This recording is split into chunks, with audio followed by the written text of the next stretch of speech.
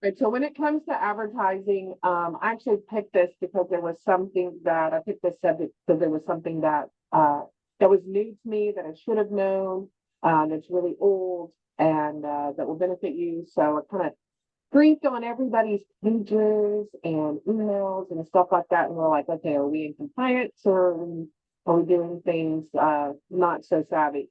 I will say that when I first moved here from Corpus, long story short, sold real estate in the whole country in Central Texas for a very, very, very long time. And then went down to Corpus for 7.5 years or so, sold real estate down there while my tending to my husband's family and then came back up here. When I came back up here, I had an amazing broker, kind of like I do now. And I didn't want to leave her. And she said, Shauna, you can go up there. I'll cover you. You can stay underneath my brokerage. Well, the name of her brokerage was South Coast Real Estate. And so I did it for about a year and cold calling and, drumming up business. There's no poster up here. So it really, really hurt me. I contacted Rick because we had established a relationship prior to me looking for a new broker. But in that time of using South Coast Real Estate, I thought it would benefit me to rename all of my Facebook pages, my business Facebook pages, as Central Texas Realtor. And I did that. And I got in trouble. I didn't have to pay any money. I thought that I was okay in doing that. I did the whole realtor. I couldn't do the registered R because Facebook wouldn't let me, and I talked to them about that. But I was not allowed to use the word central. I was not allowed to identify my area, if you will, my demographic. And I was allowed to put Texas Realtor. I was allowed to use Realtor, but I didn't know. Like I wanted to use Central Texas to kind of step away from the South Coast and identify that I was up here. And it was really easy. I didn't get a fine. Somebody had turned me in. She told me that somebody had turned me in, and I had gotten emails from NAR and TREC. They gave me like 24 hours to change it. Facebook wouldn't do it that quick. And so as long as I sent them a copy of the information that I had requested it to be changed, blah, blah, blah, they were very patient. But they will find you or somebody will turn you. And so I thought maybe this would be a really important conversation. In doing that, this research on doing this little presentation, I did come across where it states on NAR and that luckily my broker that particular time did not get fined or in trouble for it.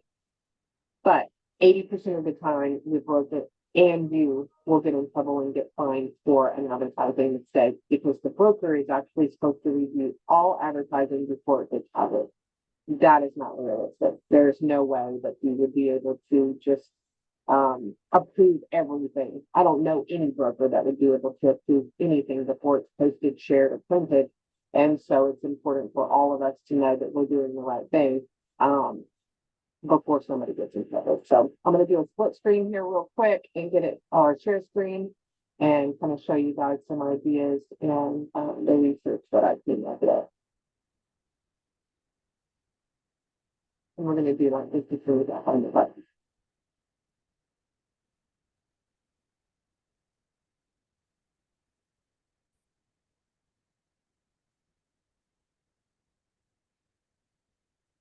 Doesn't everybody love Canva? I just absolutely love Canva. So this is particular to Article 12, NAR and TREC. What you need to know. What is considered an advertisement? So I'm not going to read all of this to you, but please know that an advertisement is absolutely anything and everything that has your name on it. You are a real estate agent. That is your personal social media pages. That's your personal Instagram, TikTok, everything, including your businesses as well. This is a key here. An advertisement does not include a communication from the license holder, the realtor, and your client. So once you become a client, then the whole needing to have everything, all of the information given kind of puts a stop to that. But until they become your client, all of this information is important. So what is required in your advertising? Your name, your brokerage, your status, and your team name. This was my tidbit this week, which was really cool. I don't know if this had changed or if I was just educated improperly in the beginning, but I was always under the impression that my broker's phone number had to be on my advertisement at least 50% of the size. Go ahead, Rick. That was the rule until about 2 years ago. They changed that. You can put your own like cell phone number on your sign, and your own phone number on your advertisement. They said that it just basically is now broker specific, and I mean, you guys know me. I don't care. Put your own phone number on there. What I would love is to see agents have their phone numbers on their signs, and so when people call, they get the buyers too. I like that. Yeah, so I was super excited about that because on all of my signs and stuff where I have put my own information, my advertisement, I always thought that I had to include the office number. Like Rick said, that's the way it used to be. And now it can be just your cell phone number along with the brokerage here. So that was kind of exciting. Tidbit for doing this class. Nobody's talking to you. My dog's office with me. The broker's name must be at least 50% of the size of your name.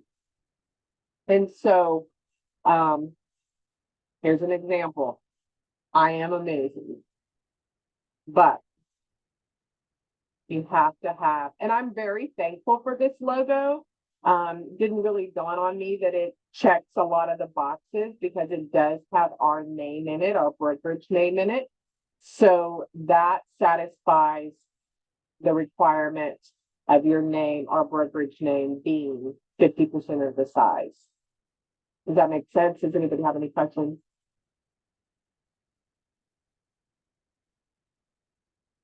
So your status, I know that people are falling off of NAR, not renewing their memberships or whatever, but if you are a member of NAR, realtor is all spelled out and you must use the R trademark and it must be caps. We're all members of TREC because we have a license, Texas Real Estate Commission. Texas is spelled just like that, capital T, lowercase rest. Realtor is completely capitalized, and then the trademark. I couldn't get the little trademark circle on here, but you guys know what it looks like. If you don't want to use either one of those or are not a member, then you are allowed to use licensed real estate agents, licensed real estate associate. If you're a broker, then you have to be broker associate. So unless you are your own broker, Rick, you have to put associate after your name if you are a broker associate. Team names. So I had a team when I was in Corpus, and this always threw me for a loop because I thought the rules and the regulations were getting a little unruly, if you will. They specifically say that you cannot have the words realty in your name. You cannot have the word company, like if you wanted to be the red, white, and blue company of Homestead Real Estate or associate. You cannot use those words. And they also tell you that at the end of your name, you must include the word team or group at the end of your name. And again, Homestead Real Estate has to be at least 50% the size of your team name. Both you and your sponsoring broker can be disciplined if your advertising violates the TREC rules. But like I said, my one experience with them over the 20-something years, they were super nice. Gave me the opportunity to fix it. I fixed it, had no idea. And we all lived happily ever after. Can somebody put me in the Zoom meeting?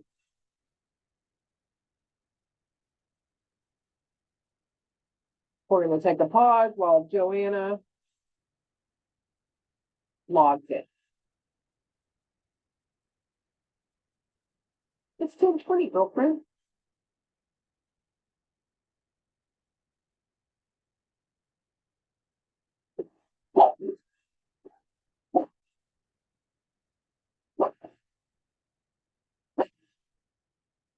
Thanks, Kayla.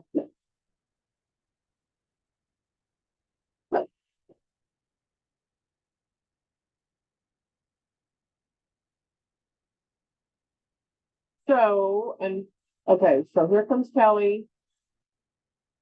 Looks like Joanna is there. Can y'all hear me?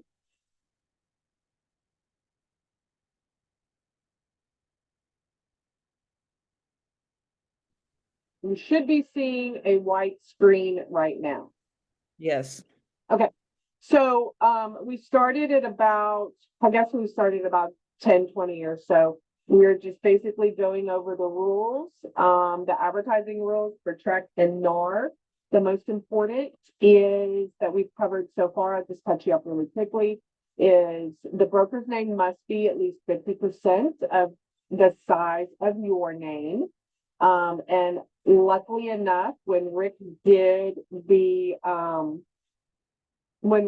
logo, he was kind enough to include our name in that, Homestead Real Estate. So that actual logo will count as brokerage recognition.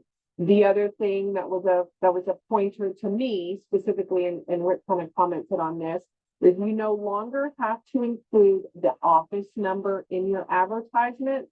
Previously, you always had to have the office number along with your cell phone number if you wanted it on there, but always the office number. That is not the case anymore. You can have your cell phone number, your office number, however you want to do that. You no longer have to include the office number. We went over team names briefly. The end of team names, you must include the word group or team, and you cannot call yourself a realty group or a realty company. And so those are kind of some of the things that we went over previously. And let's go. Can an individual sales agent use an assumed business name in advertising? This is going to be kind of the impression all the way through. TREC has to be notified of any names or any registered alternate names that are used. So any name used by an individual sales agent other than the name on the license or registered alternate name is considered a team name under TREC rules and must meet the team name requirements. Who registers an associated business name, team, or alternate name? When I say assumed business name, I want to give you an example. So for example, if you're a female and you sold real estate for 1 million years under your first husband's name and you wanted to keep that, actually I've seen this a lot, and you wanted to keep that last name and you're legally allowed to keep that last name, you have to register your assumed business name, Shauna, first husband. Even though your name is now Shauna's second husband, you must register that with TREC, because once your name changes either on your divorce, your social security number, your driver's license, whatever, TREC is going to have the second husband last name, but you want to still advertise that first name because that's what you've used for many, many years. Or if you've got a nickname, I don't know, Shauna Banana has been selling real estate for 900 years and you want to continue to use that name because that's what you've marketed, that's what you've built up, then even though that's not your name, you have to register that with TREC. And so assumed business names, the broker registers it. Team names, the broker registers it. You as an individual can register any kind of nicknames, other last names, other first names. And remember, all these types of names must be registered with TREC. So if it is anything different than what is printed on your license, you must register with TREC.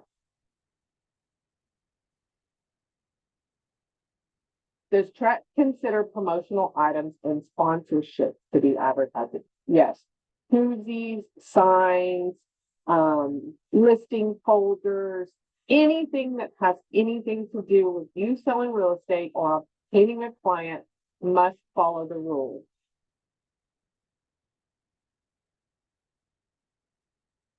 Does TREC consider a logo that contains the broker's full name significant for the broker's name requirement?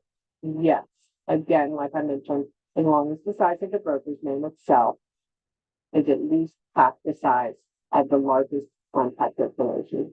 So it's not the whole logo, but luckily our logo was done so well that the font is, it stands out and it's pretty large. So a couple of ideas. Please don't get your feelings hurt if I used you, but like I stated at the beginning of the meeting, I did creep on a bunch of people, and hopefully I used the ones that won't get their feelings hurt. And I took out a couple of names so you won't notice, but I did take some current examples so that I can kind of show you guys. This is one that I took off Rick's. I believe it was his the picture up at the top on Facebook. And so he has overdone it here with the logo and then the Homestead, and his name's not even on here. He can put his name. He doesn't have to have an office number other than his cell phone. He's got all of his contact information on here. So that is a great job. Look. I should have gone back on that one. Hold on. All right, so this is Joanna. Great job. She's got Homestead Real Estate at the bottom. She's got, which Homestead Real Estate is actually larger than her name. So she could have made her name a little bit larger there. She's also got the registered logo, which she didn't need. She could have left the logo and removed the Homestead Real Estate or vice versa, but she's completely covered here with all of her information. It looks great. I love Joanna to death, and I knew that she wouldn't get her feelings hurt, but I pulled this one off of her Facebook as well. I have no idea who her broker is on this one. And so that one would have just needed the little logo added to it, or even just Homestead Real Estate up at the bottom. Would have made that one compliant. So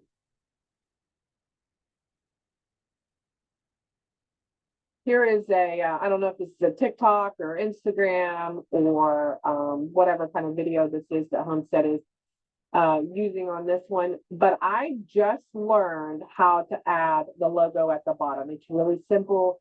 It's got two boxes, a bigger box with a smaller box inside. You just click that and it allows you to add our logo at the bottom. So because our logo is at the bottom, even if it was not on the page of Homestead Real Estate there that you're seeing right here, if it said your name on here, because it has this right here, that is in compliance. So that one's good. I don't know, JC, this is actually a beautiful ad. When I saw it being posted for the open house, I thought that was a really cool idea with the cow. Everybody loves those prints right now. And it got shared a ton of times, but I don't see her brokerage on here. It was just another one that I pulled up to use as an example. So that one's in that list. Posting the IABS, information about brokerage services and consumer protection notice. So this is a big deal a couple of years ago. Where does it go? How do I do it? Do I use, Google Docs? Do I take a picture of it? This is one of the things that pretty much everybody's gotten used to how we have to do it. And now that we've had to change our email signatures from Remax to Homestead, it should all be updated. Spencer, a couple of weeks ago, clicked on my IABS and thankfully sent me an email that said, hey, your information's incorrect. And so I got that changed. Just a tedious thing that I didn't take care of that I overlooked, but it's correct now. So I appreciate that. But we need to take this time before we all get super busy to make sure all of our information is correct and posted where it needs to go. So you can post a link to the consumer protection notice labeled Texas Real Estate Commission Consumer Protection Notice on your business website homepage in a noticeable place at least 10 points on your font. A lot of people post that in their, about information on their social media, You can include a link on your website if you personally take care of your website that actually will go there. You can post an image of the completed IABS form or the consumer protection notice and label the image. You can create a folder to label the image on your social media or a link on your website, and you will be in compliance. So here's an example of Homestead. They have it under featured. You can add all kinds of stuff on featured. I double checked it. They actually, it is correct in regards to being homestead and not real estate. So having it there is good. I highly suggest, some people may or may not agree, but I highly suggest that you also put it in your personal Facebook pages as well. You're going to cross post, and if you have anything on your personal Facebook that says you're a real estate agent, it needs to be there. So do it now and be done with it. So posting the IABS and consumer notice, protection notice in the body of an email. This is one of the things that everybody was having a little bit of trouble taking care of, or when the rule first came out. The link of the IABS must be above the email signature block. And the reason they do that is this is a consumer protection notice. Hardly anybody's going to click it. Hardly anybody's going to read it. But the main goal of the rule is that it is easily accessible by your clients or customers. And so putting it at the very bottom of the email signature, they feel that less people are going to read it or have the opportunity to even see that it's there. So it must go above your email signature. And here are a couple of examples. And I whited out the person's name. But it's below. So it actually needs to be the highlighted links, information about brokerage services and consumer protection notice needs to go above the word thank you. Rick, you don't have it at all anywhere. I could not find it on any of your emails. So you'll need to include a link to those two forms above your signature block. Don't be getting me in trouble. I'm not. Here's one from somebody that's not even in our office. And I just put Mickey Mouse on there. So that was basically, it wasn't in there in the email at all. And here's mine, which this is the one Spencer clicked on that link and it had my old Remax information when we were with Remax Homestead. So I had to change that over real quick. Now, so a lot of people have asked, like, well, how do I do that on my phone? Because I respond to a lot of messages on my phone. It's really simple, you guys. Go to your email in your phone, copy and paste this, copy and paste the link. We'll copy as well. As long I use Google and I make the link public, so anybody that clicks on it can see it. Go into your phone, create your signature for your phone responses. The only difference is mine is right below the link. It says, please excuse any typos. I am responding from my mobile device or iPad or iPhone or whatever it says.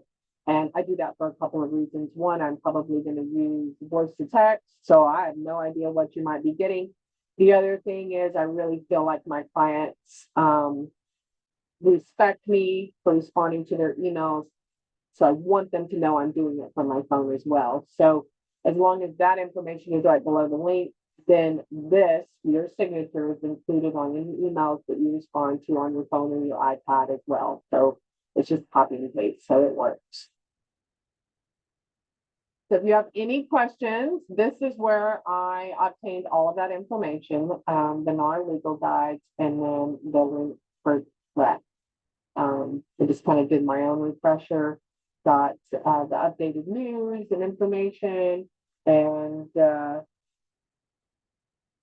why I got it from. You're more than welcome to get it from me as well. I'm going to take this off screen share real quick so that we can discuss. I'm sorry that Melissa didn't get the email. I used the I use a link that comes from our office. This sweet person, and I'm absolutely horrible with names, sends me an email list once a month. And I'm looking now, Cassidy. Cassidy sends me a list once a month, and that's usually what I use to send out the email. So Melissa, I'm sorry that I missed you. Luckily though, it is recorded and I'll get it uploaded to Zoom probably first thing in the morning. Awesome, when got you guys to be refreshed. So let's talk about that. What do you guys think? What did you learn? What did you already know, or was it just completely boring? We can't get it. Oh, sorry. It That's was informative. I appreciate it. Just you taking the time to do this to help us. That's amazing. I appreciate it. And even finding areas where I'm wrong, and I'm typically never wrong. And so I think that that was a good thing.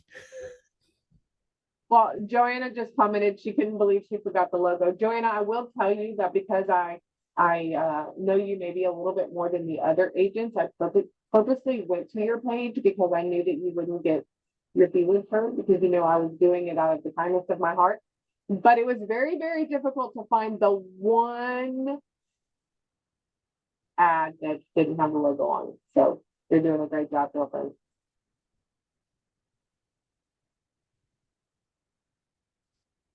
If nobody has anything else, that's pretty much it. Rick, do you have any office business you need to go over? Do you have any? We are putting something together next Thursday. So next Thursday at 10 a.m.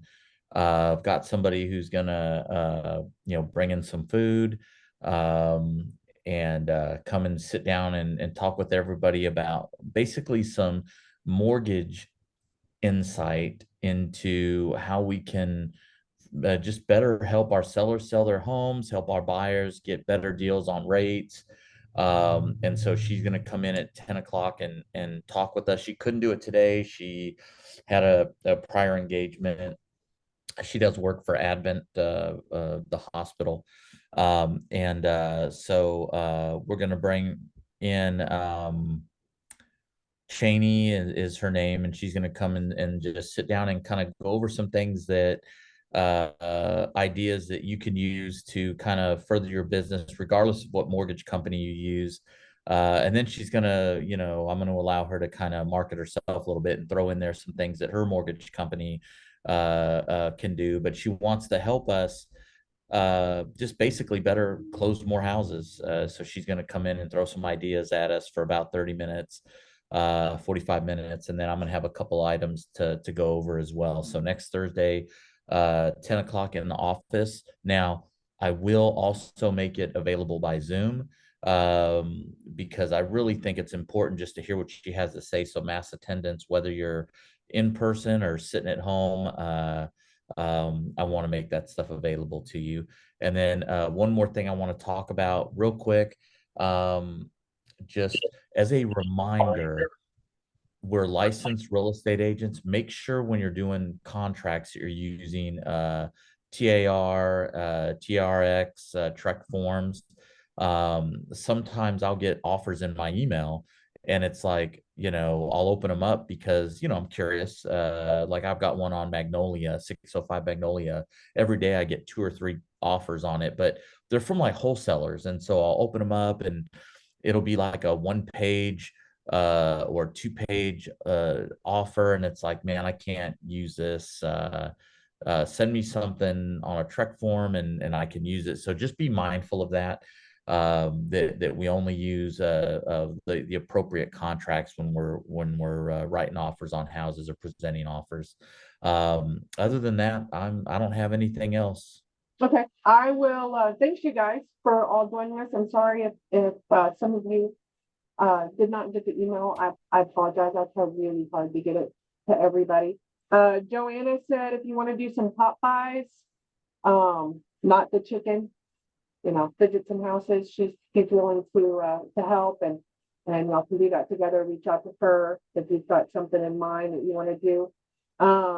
I'll say one more time, if somebody needs to be videoed or wants to do a little 30-second ad or a funny reel or something and wants to hold the camera for me, I'll be happy to hold the camera for them. Just reach out to me and let me know. I will send out the recorded link. Like I said, probably tomorrow morning. I'm running to a new listing when we're done here. And then next month, I'm going to do multiple offers. Had a little discussion before. I think people are going to start getting busier.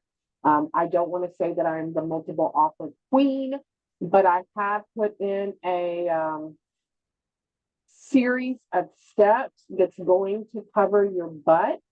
And I did this specifically way before COVID, and it will allow you as a listing agent who receives multiple offers to actually sleep at night, breathe, and have some time to think, and have your seller have some time to think. And so it's worked for me for many years. I would love to share it with you guys. And so next month we'll talk about multiple listings. So y'all go say something. Thank you for coming. Hey, I want to make one more comment. Caroline had posted something I hadn't seen before, and I did share it. So go look at my page. It's a video of a listing, and I thought that was pretty cool. And maybe we can all I'm steal missing the Caroline. logo, so don't judge me. What's that? I'm missing the logo on one of the videos. Don't judge me. It's okay. That's why we come to this meeting. That's why we have the round table to help each other. So no worries. Yeah, yeah. No judgment here. Crazy. But seriously, take a look at it. I thought it was pretty cool, just the way they did the photography on it. I don't know how Caroline did that, so maybe beat her up and try to steal her idea. Was it But in it definitely Catco? was, I saw it. yeah, it was eye-catching for sure. Yeah, it was. Caroline, did you do that in Catco or CapCut? CapCut, yeah. I mean, I could do next time whenever we could go through CapCut and kind of like show how it works. It's pretty easy. Yeah, I love it.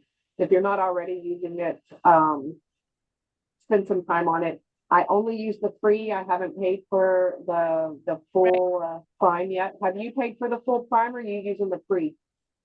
No, I'm using the free one, and it has a lot of templates that we could use, so it's pretty easy. Yeah. I think it's better to work it though on your iPad or on the laptop instead of the phone. But yeah, if somebody needs any help, I'm more than willing to sit down and go through it, or even Canva. Oh, that's awesome. Thank you. I use Canva all the time. We probably should have a Canva class, but in the meantime, until we do, y'all can reach out to Caroline if you have any questions about either one of those two programs. Or Morgan, I know she's available too as well. So, well, let's get back to work, ladies and gentlemen. Thank you so much for joining us. Rick, thank you for your reminder. We got a meeting next Thursday, 10 o'clock at the office, and we'll see you guys soon. Perfect. Thank you.